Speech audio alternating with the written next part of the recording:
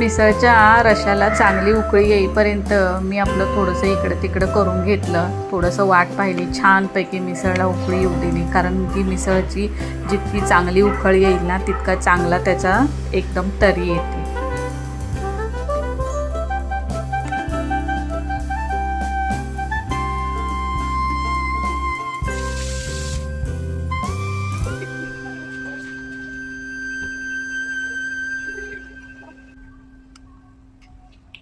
मिसळची सुरुवात ही प्रामुख्याने महाराष्ट्रामधूनच झालेली आहे.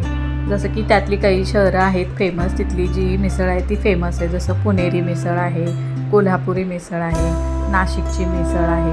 ह्या ज्या मिसळ आहेत ना त्या खूप फेमस आहेत.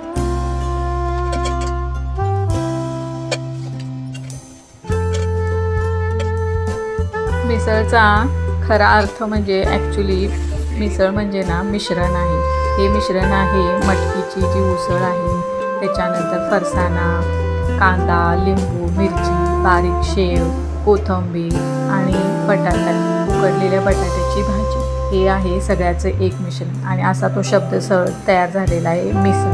म्हणजे हा खाद्यपदार्थाचं नाव याच्यावरून मिसळ बनवून. त्यासोबत आता कसं पाव, आता कोल्हापूरमध्ये ब्रेड स्लाईस वापरतात, पुण्यामध्ये पाव असतो आणि त्यामध्ये अजून मिसळमध्ये अजून काही प्रकार केलेले आहेत. जसं की दही मिसळ आहे, जर त्याच्यामध्ये दही ॲड केलं तर दही मिसळ आहे. तर अशी आहे ही महाराष्ट्राची शान मिसळ पाव.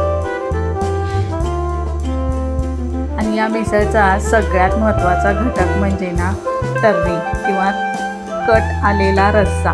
हा खूप महत्त्वाचा घटक आहे.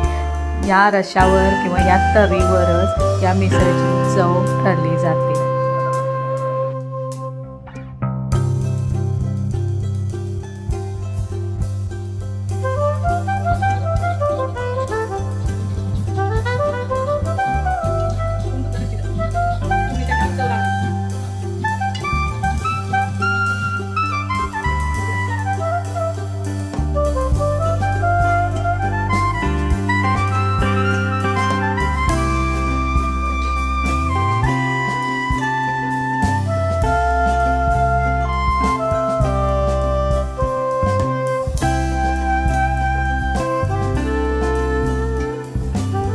अशी माझी मिसळ तयार झाली.